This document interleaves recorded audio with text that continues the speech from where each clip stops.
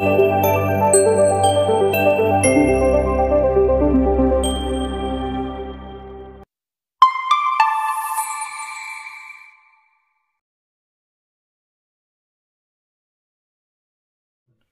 Bengal board of secondary এডুকেশনের পক্ষ থেকে গত 25শে নভেম্বর প্রত্যেকটি মাধ্যমিক বিদ্যালয়গুলির জন্য একটি জরুরি বিজ্ঞপ্তি জারি করা হয়েছে। আজকে আমরা সেই বিজ্ঞপ্তিতে কি বলা হয়েছে দেখে নেব। সেই সঙ্গে সেই বিজ্ঞপ্তি অনুসারে আপনাদের অনলাইন পোর্টালে কি কাজ করতে হবে সেটি আজকে লাইভ পোর্টালে দেখে নেব। এখানে দেখুন সেই নোটিফিকেশন। এই নোটিফিকেশন প্রত্যেকটি মাধ্যমিক বিদ্যালয়ের প্রধানদের জন্য। এই নোটিফিকেশনে বলা হয়েছে আগামী 2026-এর মাধ্যমিক পরীক্ষার জন্য school wise teacher information online মাধ্যমে আপডেট করতে হবে। শিক্ষক শিক্ষিকাদের বিভিন্ন তথ্য বোর্ডের নির্দিষ্ট ওয়েব পোর্টালে দেওয়া থাকবে। সেই অনুসারে প্রত্যেকটি শিক্ষক শিক্ষিকার বিভিন্ন তথ্যগুলি যাচাই করতে হবে, প্রয়োজনে এডিট করে সাবমিট করতে হবে। এক্ষেত্রে প্রয়োজন অনুসারে টিচার ডেটা এডিশন, ভেরিফিকেশন এবং এডিটিং করতে হবে। লগ ইন সংক্রান্ত ব্যাপারে কোনো সমস্যা থাকলে এক্ষেত্রে বোর্ডের যে নির্দিষ্ট ইমেল অ্যাড্রেস আছে wbbacregtn9@gmail.com সেই ইমেলে আপনারা ইমেল করতে পারবেন। এই নোটিফিকেশনে আরও বলা হয়েছে অনলাইন মাধ্যমে wbbacdata.com পোর্টালের মাধ্যমে প্রত্যেকটি স্কুলের teachers data, teachers information update করতে হবে। এক্ষেত্রে এই নোটিফিকেশনে দেখুন বলা হয়েছে you are also requested to complete the said job before undertaking the online enrolment of students for Madhyamik Pariksha 2026। Teacher information update করার জন্য এক্ষেত্রে বলা হচ্ছে এনরোলমেন্ট শুরু করার আগেই এই কাজ করতে হবে। মধ্যশিক্ষা পর্ষদের নির্দিষ্ট ওয়েব পোর্টাল wbbacdata.com এর মাধ্যমে 26শে নভেম্বর থেকে শুরু করে 15ই ডিসেম্বরের মধ্যে টিচার ইনফরমেশন আপডেট করতে হবে। কিভাবে এই কাজটি করতে হবে সেটি আপনাদের লাইভ পোর্টালে শেয়ার করব। এই পোর্টালে দেখুন এখানে কি লেখা আছে, টিচার্স ডেটা আপডেট পোর্টাল। এক্ষেত্রে এই পোর্টালে লগ ইন করার জন্য এখানে এই টিচার্স ডেটা আপডেট পোর্টাল এই অপশানটিতে ক্লিক করতে হবে। সঙ্গে সঙ্গে এখানে এই ধরনের একটি পেজ চলে আসবে, যেক্ষেত্রে এখানে দেখুন উপরে ইনস্ট্রাকশনস আছে। এই পোর্টালে কিভাবে কাজ করতে হবে সেই সংক্রান্ত এখানে ইনস্ট্রাকশনগুলি দেওয়া আছে। এক্ষেত্রে এই পোর্টালে কিভাবে কাজ করতে হবে সেই বিষয়টি আপনাদের সঙ্গে লাইভ পোর্টালে শেয়ার করব। সেই জন্য এখানে ডান দিকে লগ ইন অপশানে ক্লিক করে লগ ইন করে নেব। লগ ইন করার জন্য এখানে এই লগ ইন আছে, তাছাড়া নিচে আছে লগ ইন পেজ। এই দুটি অপশানের মধ্যে একটি অপশানে ক্লিক করে লগ ইন করতে হবে। লগ ইন অপশানে ক্লিক করলেই সঙ্গে সঙ্গে এখানে এই ধরনের একটি পেজ চলে আসবে। এখানে দেখুন স্কুল লগ ইন, এখানে কি লেখা আছে স্কুল ইন্ডেক্স। এখানে এই বক্সে আপনাকে বিদ্যালয়ের ইন্ডেক্স নম্বর লিখতে হবে। এক্ষেত্রে বিদ্যালয়ের ইন্ডেক্স নম্বর পরপর লিখবেন, কমা, হাইফেন বা স্পেস কোনো কিছু দেবেন না। এখানে এই বক্সে নির্দিষ্ট বিদ্যালয়ের ইন্ডেক্স নম্বরটি লিখব। ইন্ডেক্স নম্বর লেখার পর নিচে সেন্ড ওটিপি অপশানে ক্লিক করতে হবে। তাহলেই বোর্ডের সঙ্গে রেজিস্টার করা যে মোবাইল নম্বরটি আছে তার প্রথম এবং শেষ কয়েকটি ডিজিট এখানে দেখা যাবে। আপনারা ভেরিফাই করে নেবেন। তারপর যদি সঠিক থাকে সেক্ষেত্রে এখানে সেন্ড ওটিপি অপশানে ক্লিক করতে হবে। যদি এক্ষেত্রে সঠিক না থাকে, যদি কোনো কারণে ইন্ডেক্স নম্বর লেখার ক্ষেত্রে ভুল হয়ে গেছে, তাহলে নিচে চেঞ্জ স্কুল অপশানে ক্লিক করে চেঞ্জ করে নিতে পারবেন। এক্ষেত্রে এই মোবাইল নম্বর ঠিক আছে, তার জন্য এখানে আমি সেন্ড ওটিপি অপশানে ক্লিক করব। তাহলে নির্দিষ্ট রেজিস্টার করা মোবাইল নম্বরে ওটিপি চলে যাবে। এখানে দেখুন ভেরিফাই ওটিপি, এন্টার ওটিপি। এখানে এই বক্সে নির্দিষ্ট মোবাইল নম্বরে আসা ওটিপি লিখতে হবে।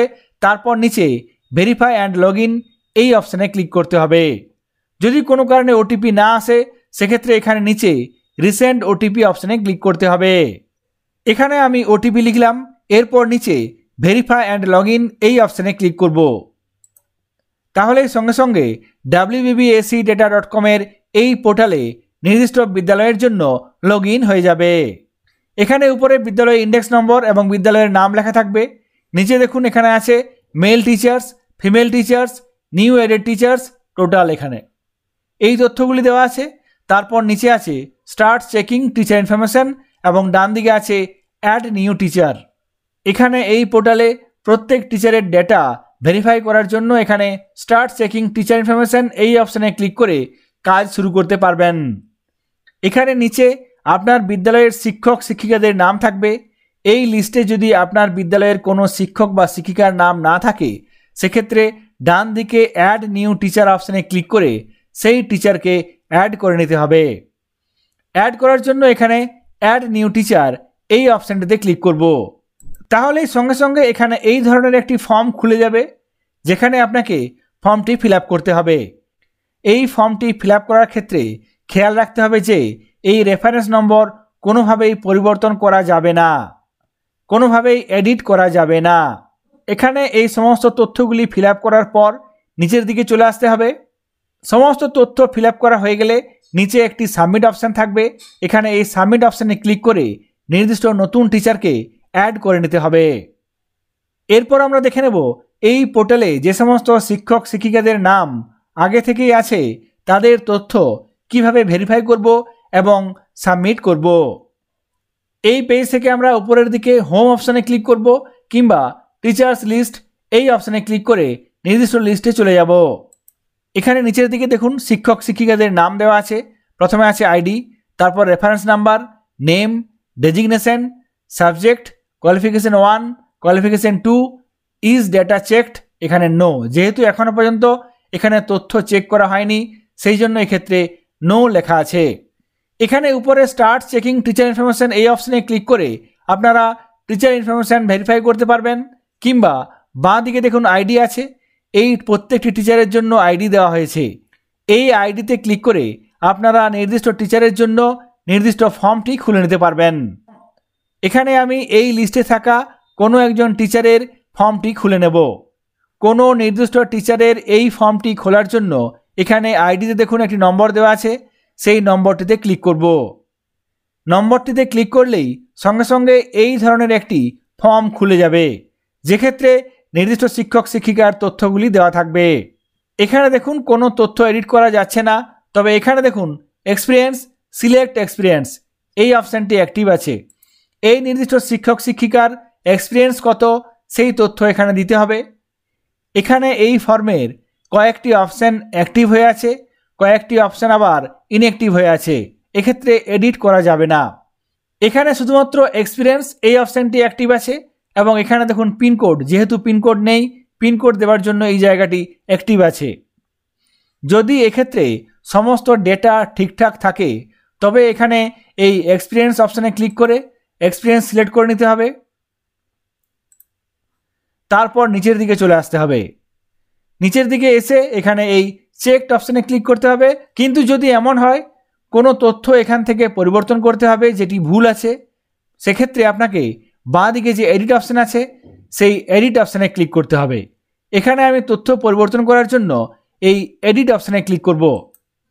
সঙ্গে সঙ্গে এখানে দেখুন এডিট অপশান আর নেই, এক্ষেত্রে ক্যান্সেল চলে এসছে এবং ডান দিকে চেকড অ্যান্ড সাবমিট এসেছে। এক্ষেত্রে এরপর আপনারা প্রত্যেকটি ফিল্ড চেঞ্জ করতে পারবেন, তবে শুধুমাত্র রেফারেন্স নাম্বার এক্ষেত্রে পরিবর্তন করা যাবে না। এখানে দেখুন নাম, জেন্ডার সমস্ত তথ্যগুলি অ্যাক্টিভ হয়ে গেছে, যেগুলি পরিবর্তন করা যাবে, কিন্তু রেফারেন্স নম্বর এখানে দেখুন ইনঅ্যাক্টিভ। এক্ষেত্রে রেফারেন্স নম্বর কোনোভাবেই এডিট করা যাবে না। বাকি এখান থেকে সমস্ত তথ্য এডিট অপশানে ক্লিক করে এডিট করে নিতে পারবেন। এইভাবে এই পোর্টালে নির্দিষ্ট শিক্ষক বা শিক্ষিকার সমস্ত তথ্য ভেরিফাই করার পর নিচে চেকড অ্যান্ড সাবমিট এই অপশানে ক্লিক করতে হবে। তবে এক্ষেত্রে বলবো এখানে দেখুন রিমার্কস আছে অ্যাক্টিভ ইন স্কুল।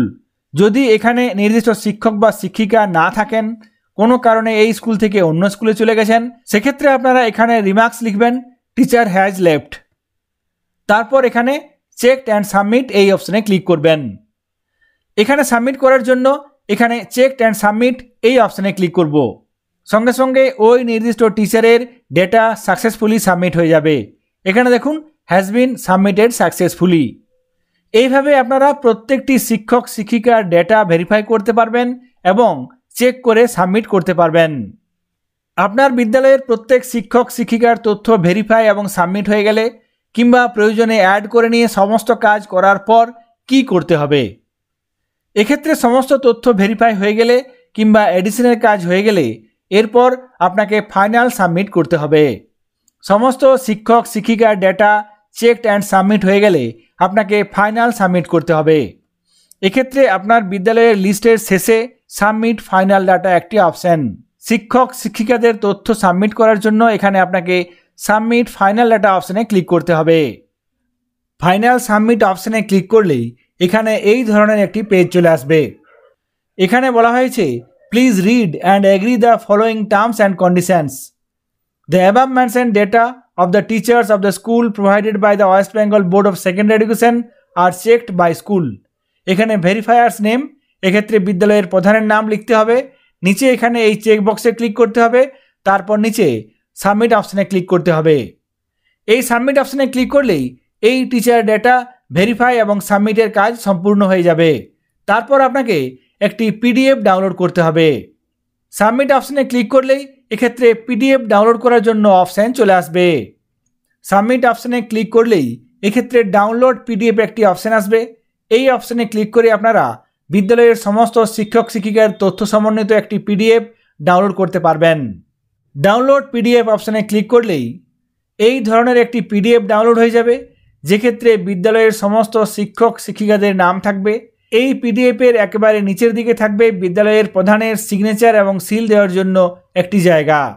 এই পিডিএফটি বিদ্যালয়ের প্রধান সাইন করবেন এবং সিল দেওয়ার পর ক্যাম্প অফিসে জমা দিতে হবে। wbbscdata.com পোর্টালের মাধ্যমে কিভাবে টিচার ডেটা ভেরিফিকেশন করতে হবে এবং সাবমিট করে পিডিএফ ডাউনলোড করতে হবে, সেই সমস্ত সম্পূর্ণ বিষয়গুলি আপনাদের সঙ্গে শেয়ার করলাম। সকলে ভালো থাকবেন, সুস্থ থাকবেন। ধন্যবাদ।